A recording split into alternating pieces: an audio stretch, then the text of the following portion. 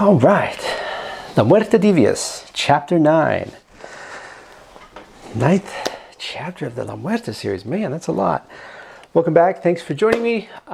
Today we'll be talking La Muerta Devious, Chapter 9, page 11. I know we're going backwards here. I think we just finished doing a video on page 14. But I thought that there was some pretty cool stuff that I'm willing to, or I'm able to share with you guys on page 11. And I thought it would be an easier thing to walk through. So let's do that. But first and foremost, just want to give a shout out to Beth Tello. Thanks for setting up the lights, the cameras, the sound, so I'm able to do this stuff with you guys. So that's a nice thing. So thanks for that. All right, so let's get started. La Muerta, page 11. La Muerta Devious, page 11. All right. All right, so what I'm going to do is, here is the rough layout for page 11. I'm going to read through the script as you're looking through this so you get a sense of what it is that I chose to do. You can see how I chose to handle the script I was given. Page 11, panel 1. Santa Muerta appears behind Maria, blending with the shadows. Maria doesn't turn to look at her, but she knows she's there. Maria is not surprised. Maria. Hola, Santa Muerta. You turning into a voyeur or something? Panel 2. Close on Santa Muerta. The black void of her eye sockets almost appears angry. Santa Muerta. Do not joke with me, chica. Something, something, important information, something, something. Panel 3. Maria turns, faces Santa Muerta. Maria's face appears determined. She has made a decision. Santa Muerta. She mocks us. Something, something, important information, something, something. Maria. Caption. I didn't take much convincing. No way I could let this keep up. Cut 2. Panel 4. Sky. Morning. An Aeromexico jumbo jet descends from the clouds. Gleaming morning sunlight shimmers off its tail. Maria. Caption. So I booked a red-eye to Mexico City, a place I'd never been. Cut 2. Panel 5. Exterior. Airport. Day.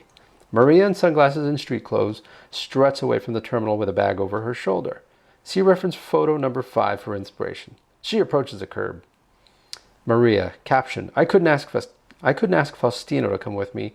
He's a marked man down here, and Loco's too busy protecting his territory. So I went alone on this one. All right, so there you have it. That is the script. Apologies for the edit there. Again, trying to be able to share these things with you guys without having to reveal too much about the actual story. Let me turn this light on so I can give you a sense of what I got here. Sorry for the quick bright light, but I just really quickly wanted to show you once again, as in previous videos. I'll slide this so we can see a better view. Once again, as in previous videos, I've been breaking up my panels into thirds. So 2 lines across, evenly spaced, 2 horizontal, and the axis point of where those lines meet become interesting areas to put things in the composition, right? So the human eye, anything in these general areas kind of generate an interest, or it's a pleasing point in the eye, right? That's where people have a pleasing way of seeing something. It's usually in those sectors, right? Like a harmony, visual harmony, if you will, right? Or anyway, okay, so panel 1. Here I have Maria in the foreground, word balloon, Santa Muerta in the background, maybe a door frame, bathroom. Close up on Santa Muerta, panel 3. Santa Muerta here, speechifying, Maria getting up to talk to Santa Muerta. Again, rule of thirds, breaking that panel up, you can see where I've chosen to rest Maria's head on that axis point, the horizontal and vertical lines meeting. And same with the chest of Santa Muerta here. She is resting on the left-hand side of the meeting point of the top vertical and horizontal axis lines, right? So Santa Muerta here. And in a minute, you can see, like, I kind of have her, poking up above this panel. And I kind of liked it. I thought that could be kind of cool. Panel 4, airplane coming in. Caption here. Panel 5. Very static shot of the airport. I kind of see that a lot in movies or shows. Sometimes they're not trying to draw the eye in any particular direction, and in having a static shot much like this, they're kind of giving you the feeling that it's all to be soaked in. There's no leading of the eye. You're absorbing all of it. It's all part of what is important in the scene. So in this shot, I thought, well, you just need to really expound on the ideas of the airport. Show the crazy architecture, the ton of people exiting the airport, right? So that's kind of what I have here. All right, so once I kind of was pretty happy with that, I now will have this blown up to an 11 by 17 size image.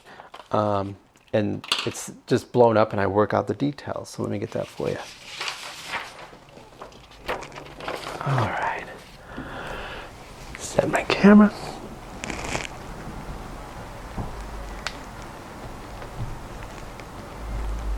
Okay, so then here you see now, kind of get a sense of what we're working with here. All right, so here you see, in this shot, I pretty much just worked it out. Got a little bit of an ink blob there. I was cleaning a brush pen as I was going. It was pretty self-explanatory. I knew I was going to have Santa Muerta kind of looming here. He's kind of more of like a pile right there. I got the frame of the doors there because I thought that was important to keep him in. Her pose was something I needed to work out, so that's why it's worked out in ink. And this is just stayed in a rough shape of pencil. Panel 2, the same thing. I mean, I'm using a model of a skull for this, so I knew what I was going to do here. And again, rule of thirds, breaking it down, making sure I want everything to sit where I need it to be, right? In the rough, I had this sitting on the same thirds level that I had in the previous version. Followed through here. Same here with this one. She's sitting on the same axis point on the right side here, and he's on the left side, or she's on the left side. So here, obviously, I need to work out the figure, the pose. I worked that out in pencil. It had a nice swooping flow to it, and I didn't think I needed to do it in ink, so I left it and went with it. Here's Santa Muerte. Again, in the thumbnail rough, I was having her poke up above this, and I thought it looked kind of cool. I liked it, and I went one further, and I thought, well, what if the sigh was also breaking the border here on that panel? I thought this was the most dynamic or most interesting thing on the page. So I thought, yeah, hell yeah, that's good enough reason for me. Airplane, I didn't, I kind of had, I still don't, this feels like it's taken off, right? Looks like it's going up, right? So I don't know about that one. This airport scene, pretty static, pretty basic.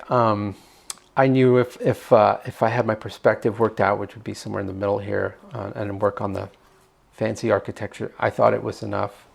I thought this was a much more challenging thing to figure out than this, right? So I didn't have any problems with that. So this is what I transferred over into the final line art. And so what it is the hardest part of this particular page, I think, was panel 3, or the coolest information. So you want it to be as nice as possible.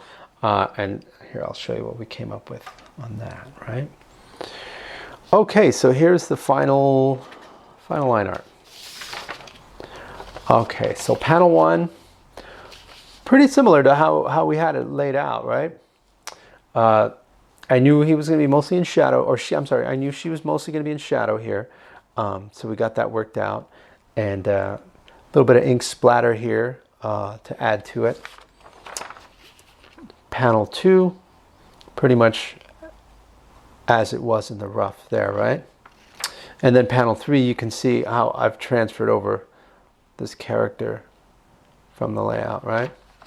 Oh, and yeah, you can see Santa Muerte here. Like, I went even further. I kind of made her a little bit bigger, and so that she kind of pops, right? Panel 4. Now that was a bit of a change. In the previous rough, it felt like the plane was still taking off. Like, we wanted to give the feeling of it landing, right? And so here I have it breaking out of the clouds. Oops. Breaking out of the clouds. And I put some birds in the background because I thought, well, there wouldn't be any birds way up in the sky. So this is kind of I'm giving the indication that it's coming in, you know. And then lastly is the airport.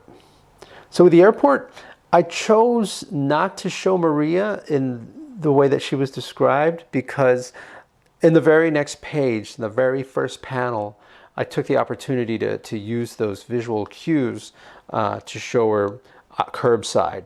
And so I thought this particular airport shot was a beat before that happened. So this is probably the airport before she steps out onto the curb.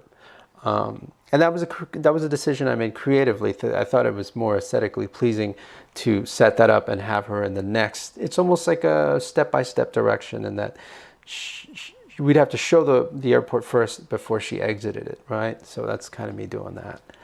And then here you can see like how I added some splatter to the panel 3, and also to panel 1 as well. There, see. What's cool too is that this is actually a patch. You can see Santa Muerta is kind of popping off the board there, right? Let's see if you can see better. Yeah, look, see? Yeah, there you go, Santa Muerta the patch. I really quickly wanted to go over one last thing, just because I had someone mention it, and I thought I'd touch base on it, which is the layout paper I use, right? So the paper I use, it's basically a piece of typing paper. All right, so it's basically a piece of typing paper. Let me zoom in. All right, and what it has is the template that Coffin Comics uses for its artboards. Basically, when I turn in pages to the publisher, they will then put them through a system, not a system, but they use a particular program that sets all the pages in a template, right?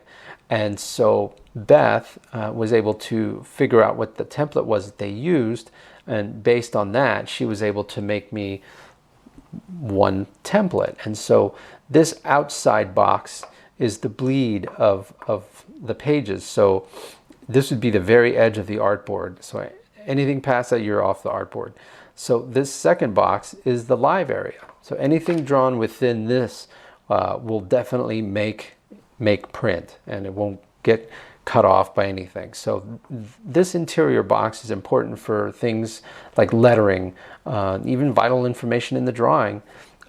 Whereas this lets you know that this is as far as you can go. Anything past that for sure will not get printed. So I tend to, when I'm doing action sequences, I'll draw to this outside box to make the action larger than life. But for quieter moments or for information that is important, I make sure that those things never exceed outside of this box, right? And so that's why I use this particular template, and it makes it easier when I'm having to blow stuff up to this size, because again, here's that bleed margin, right? Anything outside of that is not going to get printed. And everything inside of here will get printed. If you see, like, I have the corners of these quiet scenes boxed in at the live area. So they're staying within that box. They're staying inside of this container. And again, when it gets more action oriented, I'll draw all the way up to the ends, to the bleed. But with the idea that I'm keeping the most important information in that, inside of that smaller box. It's just one of the many, things we juggle with as comic book artists, telling stories, and it's kind of fun because in a lot of ways the more you learn about those things in the process of making the books, the more you're able to flex those things in a way where, you know how I can break up a panel into the thirds.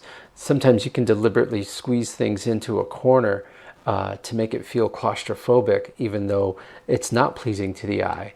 And by doing so, you're creating a discomfort that's maybe intended as storytelling. So all of it is important in some way. And I just thought I'd share how I use them, and maybe in some ways you find new ways to use them for yourself. So there you go. La Muerta, Chapter 9, Devious, page 11. So what I'll do is I'll leave it here on this page, the final line art for that. Thank you again for joining me, guys. Once again, I will be recording the rest of this process for La Muerta Devious and share my progress on the book and how I go about tackling these pages. So hopefully you'll join me and stay tuned. If you have any questions or anything like that, please let me know. Just send them down below and I will check them out. Thanks again, guys. I hope to catch you guys in the next video. Have a great day, night, morning, evening, and I'll talk to you guys soon. Alrighty, take care.